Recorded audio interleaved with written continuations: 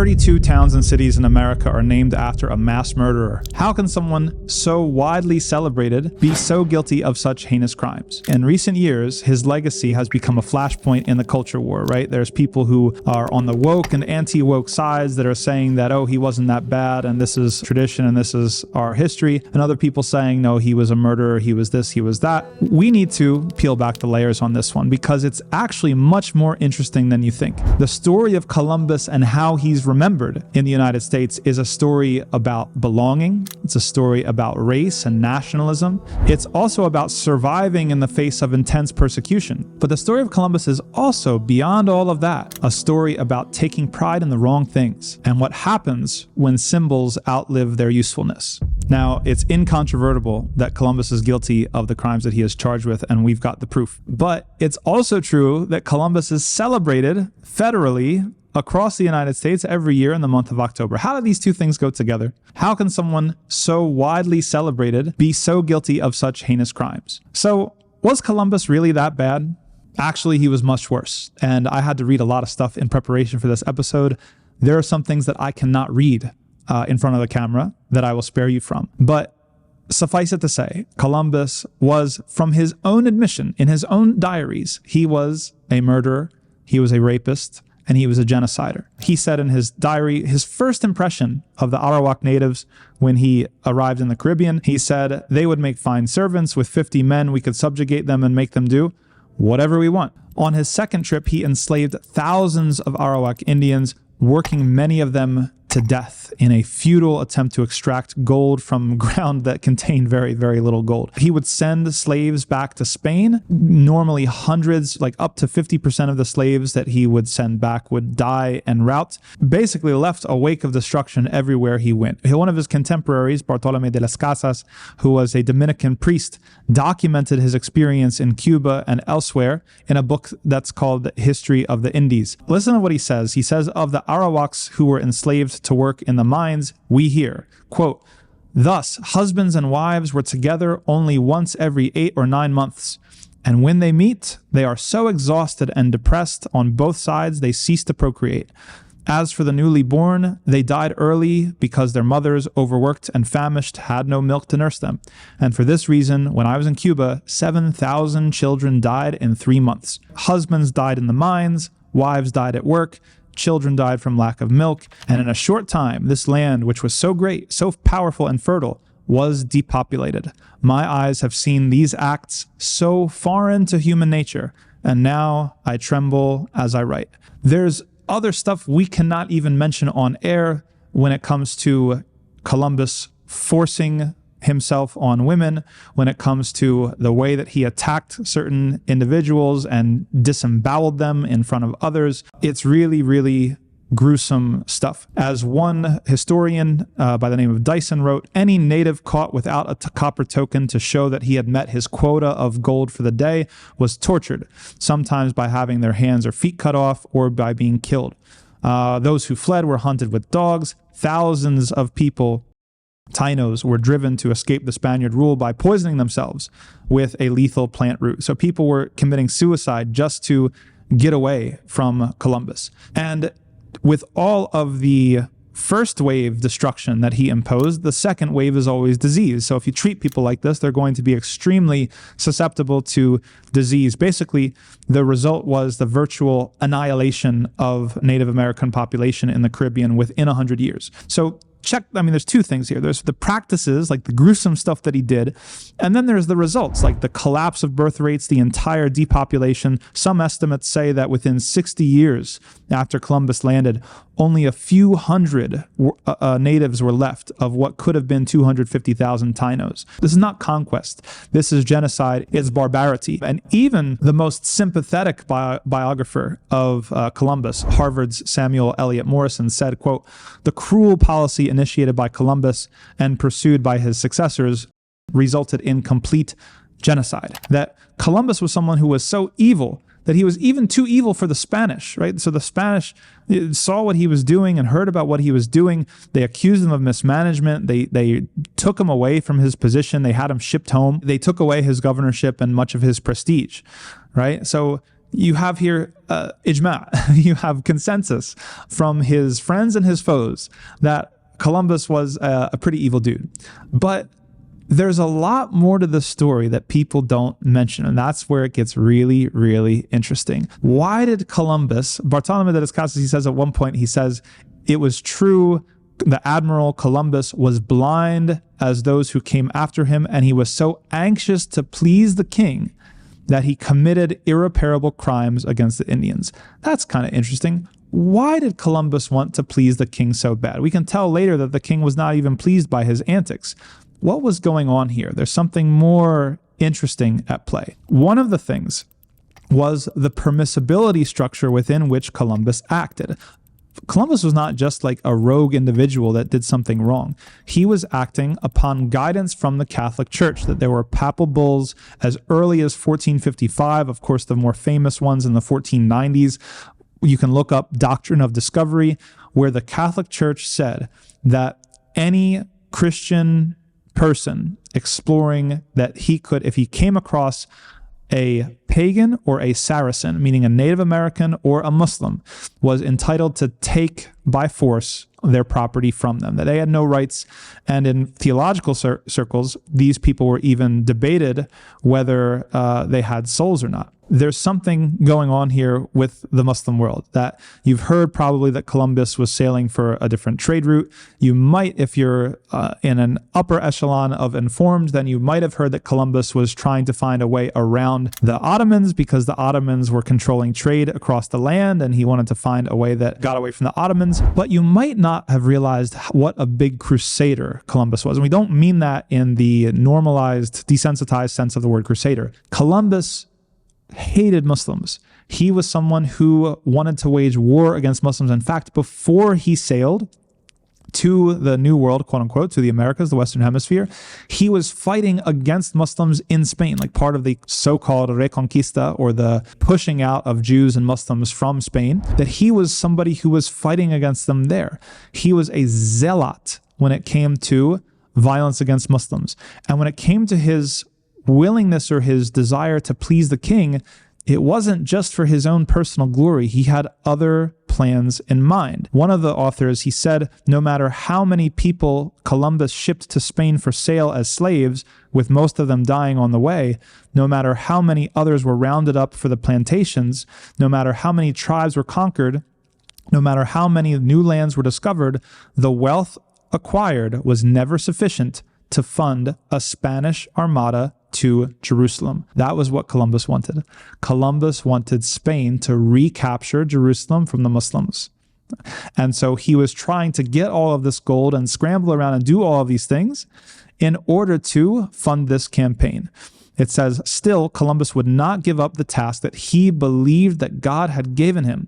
So Columbus believed that God had put him on earth to fight against the Muslims and to push them out of Spain, check, and to fund a campaign against Jerusalem. So in his will, listen to this, in Columbus's will, he stipulated that if the king would not use revenue from the Indies for the conquest of Jerusalem, Columbus's son Diego, quote, should go to Jerusalem alone with the greatest force that he can possibly muster. Can you think about that? Somebody who's so determined on this thing that he's going to put it in his will, that if the king of Spain isn't going to do it himself, then me or my progeny, even after I'm gone, I'm going to take care of it as well. This is Columbus. He's a horrible human being, an evil person, somebody motivated by extreme hatred and animus towards Muslims, towards native peoples. The things that he did were unspeakable. That's incontrovertible fact. That's just history, whether you like it or not. How did he come to be so celebrated? How did his whole being become celebrated as a federal holiday in the United States of America? It's not so straightforward as you might think. Columbus became a symbol of something, and it started out as something pretty obscure, but then it ballooned and ballooned into something much greater. The first celebration in the United States of Columbus was actually way back in 1792, just after the United States became a nation. The New York Society of Tammany, if you've heard of Tammany Hall, the old political machines, they held the first celebration. It's 300 years after 1492. That's the 300th anniversary of Columbus's voyage. But it was still a relatively obscure thing. Fast forward 100 years later to the 400th anniversary. President Benjamin Harrison, a president you probably never heard of, he's not a very famous president, proclaimed a one-time national celebration of Columbus Day for the 400th anniversary. Why did he do it? Partly to ease tensions with Italy after the lynching of Italian immigrants in New Orleans. Wait a minute, what? Lynching Italians in New Orleans? Absolutely, let's get into it. So the context, in the late 19th century, it's the late 1900s, the United States is at peak immigration from Europe and from Asia. The numbers of immigrants is the largest it's ever going to be, and anti-immigrant sentiment is at an all-time high. At the same time, there's an economic depression. And you know what happens when there's an economic depression and there's a lot of immigrants. The immigrants are blamed for taking quote-unquote American jobs. Late 1800s, by the way, were full on Darwinism, were full on social Darwinism. There's racialist theories circulating in the press and in the academy, advancing pseudoscientific theories, saying that Mediterranean peoples are inherently inferior to Northern Europeans, right? The Anglo-Saxon race, all this sort of thing. And in popular culture, drawings and songs, they caricature new immigrants, making them seem childlike, criminal, and subhuman. There's one cartoon from a newspaper in 1891 that said, quote, "If immigration was properly restricted, you would never be troubled with anarchism, socialism, the mafia, and such kindred evils." That's basically targeting the Italians right there. It's saying that Italians are either anarchists, socialists, or the mafia. This is not just rhetoric, okay? So there were physical attacks against Italian Americans. From the late 1880s, anti-immigrant societies sprang up all across the country. The KKK was in its heyday. All right, they had a spike in membership around that time. Catholic churches and charities were vandalized and burned, and Italian Americans or Italian immigrants were attacked by mobs. In the 1890s alone, more than 20 Italians were lynched. And one of the bloodiest episodes, and this gets back to Columbus Day, took place in New Orleans in 1891. The chief of police, named David Hennessy, was found shot dead on the street one night. The mayor of New Orleans blamed Sicilian gangsters, rounded up 100 Sicilian Americans. Eventually, 19 of them were put on trial. And you can imagine the Italian Americans everywhere watching nervously. They were eventually found not guilty. There was no evidence. But before they were freed, this is how much anti-immigrant and anti-Italian sentiment there was. Before they could be freed, after having been announced not guilty, a mob formed. Some estimate says 10,000 people formed a mob to break into the jail. They drug 11 Sicilians from their cells and lynched them in front of everybody. This anti-immigrant sentiment continued throughout the early 1900s up until the 1920s. That's when severe restrictions were finally put on immigration by U.S. Congress. So that period ended in the 1920s. But by that time, the immigrant generation, had started to become more acclimated. And this is really interesting to me because I'm an Italian American and my family came from Italy in 1905. So right in the middle of all this stuff, my family came and some of the things that I learned about in the preparation for this video are things that I've heard anecdotally from relatives, especially the older generation. By the 1920s, that you have more assimilation happening, that the second generation of Italian Americans, they're now more Americanized. They've been through the public school system, they've been given their patriotism, their new language, their symbols, etc., U.S. culture.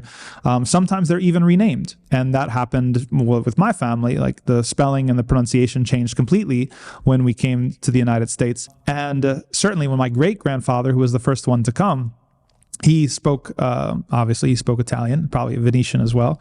And then my grandfather can understand it or could understand it, but he lost the ability to speak it later on. And my father never spoke it. And so this is kind of an interesting, I have a personal history that matches up with the history going on here. Interesting to see is that the persecution that Italian Americans faced, it wasn't just popular sentiment, but it was also public policy as well, especially when World War II started. So, there are stereotypes, there's wartime propaganda.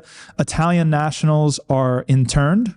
Okay, we know a little bit about Japanese internment. Less discussed is the internment of Italian nationals. Italian Americans were classified as enemy aliens, and some were interned into camps. That many Italian Americans faced curfews, restrictions on movement, and increased surveillance. This is really interesting. And when I went back into my family history, I noticed something as well, that even though my great-grandfather came in 1905, he didn't naturalize as a citizen until the 1930s. And it's possible that he just didn't get around to it, but it's also possible that he realized that there was a lot of anti-Italian sentiment going on and that he better become a full citizen. I also noticed that his children, like all of my grandfather and my great uncles, almost all of them enlisted in the armed forces of one type or another. And if I had to guess, I would say that was also an attempt to try to be more American and recognized as American and to not be seen as a fifth column or something of that nature. So where does Columbus Day come in? You can imagine where this is going with all of this hatred and persecution, and even persecution from the government, surveillance and control, that Italian Americans were looking for something to rally behind in order to prove that they belonged within American society and to be treated equally, or at least relatively so. And the Italian Americans rallied behind Columbus Day. Columbus Day became a way to celebrate Italian heritage and Italian American contributions to the United States, of course. And there were certain societies that were formed, such as the Knights of Columbus was formed in 1882. The Sons and Daughters of Italy were formed in 1905. And many of these societies lobbied for the recognition of Columbus Day, and they tried to paint this story of Columbus was really a story of determination against the odds. It's an underdog story. It's his ambition. It's him against the world. People didn't believe in him. And this was something that connected both to American mythology of American work ethic and also to the Italian immigrant experience. Finally, in 1937, FDR officially designates Columbus Day as a national holiday, partly due to the lobbying of groups like the Knights of Columbus. It's only been in later years where people have become more familiar with the crimes that Columbus was guilty of. And even though these things unfortunately get siphoned into or shoehorned into the culture war of left versus right, of conservative versus progressive, it really doesn't have to be that way. You don't have to be a progressive or a Democrat or someone on the left to recognize that Columbus was a bad guy, that he was an evil person who did very, very evil things. And Italian Americans should probably own up to that fact and recognize that and find a different role model or find a different symbol of their contributions and their heritage. Certainly, Italian Americans are not discriminated or persecuted against in the same ways that they used to be. And so this is also a story of a symbol outliving its worth. Like, what do Italian Americans have to lose by giving up and confessing that this particular individual is not someone that anyone would strive to be like? But there's a really interesting angle here as a Muslim. And as an Italian-American Muslim, I stand at the intersection of all of these identities and experiences and histories. That as Muslims, we are called to take pride in the right things and to beware of taking pride in the wrong things. And I'm going to tell you a story from the Quran. In Surah Al-Qasas, Allah subhanahu wa ta'ala, he tells the story of Musa alayhi salam, of Moses. And Moses is part of the children of Israel. And the children of Israel are oppressed and they're persecuted.